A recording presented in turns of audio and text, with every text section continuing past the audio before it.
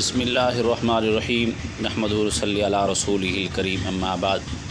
میرے بھائیوں، دوستوں، بہنوں، اللہ تبارک و تعالیٰ کی ذات بہت بڑی ذات ہے، بابرکات ذات ہے۔ اس نے جو قانون مردوں اور عورتوں کے لیے بنائے ہیں وہ سب سے اعلیٰ اور بہترین قانون ہے۔ ایک مرتبہ ایسا ہوا کہ ایک نوجوان لڑکی جو اس دنیا سے رخصت ہوئی، اس کو دفن کیا گیا۔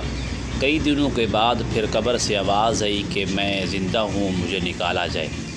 جب اس کو نکالنے کے لیے علماء سے فتویٰ پوچھا گیا تو علماء نے کہا کہ وہ زندہ ہے تو اس کو نکالا جائے۔ جب اس کو نکالنے کے لیے قبر کھودی گئی، جب لحد کے قریب ہوئے تو اندر سے آواز آئی کہ میرے گھر سے کپڑے لائیں کہ میں ننگی ہوں۔ جب میں برہنہ ہوں، میرے جسم پر کپڑے نہیں ہیں۔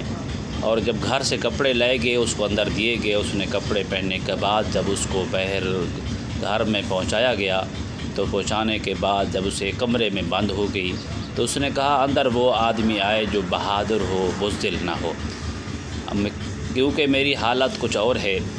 جب بہادر آدمی اندر بھیجا گیا تو اس نے سب سے پہلے دیکھا کہ اس کے ناخن نہیں ہیں۔ انہوں نے پوچھا کہ ناخن کہاں گئے تو اس نوجوان لڑکی نے کہا ناخن میرے فرشتوں نے کھینچ لیے۔ کس لیے کھینچ لیے؟ انہوں نے کہا کہ میں ناخن کے اوپر ناخن پالش لگایا کرتی تھی، اس لیے ان فرشتوں نے میرے ناخن کھینچ لیے۔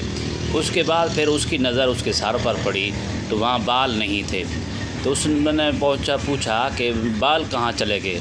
انہوں نے کہا کہ فرشتوں نے میرے بال نوچ لیے۔ اس کے بعد نوچنے کے بعد پھر وہ کس لیے نوچ لیے؟ انہوں نے فرمایا کہ میں سر ننگا غیر محرم مردوں کے سامنے پھرا کرتی تھی، اس لیے اللہ نے حکم دیا کہ فرشتوں کو کہ میرے بال انہوں نے کھینچ لیے۔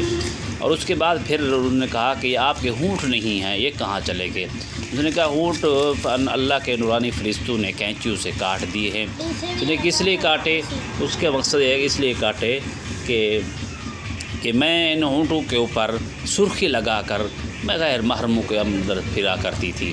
میرے بھائیوں، اس کے بعد اتنی بات کہنے کے بعد وہ لڑکی نوجوان پھر واپس فوت ہو گئی، اس کو قبر میں دفن کر دیا گیا۔ مقصد اس کا یہ ہے جو عورتیں آج میدان میں، جنگلوں میں یا اسی طرح بازاروں میں پھرتی ہیں، ان کو اس بیان کا سننا ضروری ہے۔ آگے شیئر بھی کریں، ہمارے یوٹیوب کو فالو بھی کریں۔ یہ حقیقت ہے، یہ عام بات نہیں ہے، میں نے اپنی طرف سے نہیں بنائی، بلکہ کتابوں میں یہ بات موجود ہے کہ ان کو چاہیے جلسوں میں، بڑے بڑے جلسوں میں جا کر اپنے سر کے اوپر دوپٹہ نہیں پہنتی، اس کی سزا یہی ہے۔ آپ اس کو سنیں بھی صحیح، آگے فالو بھی کریں۔ اللہ تعالیٰ آپ کو جزائے خیر عطا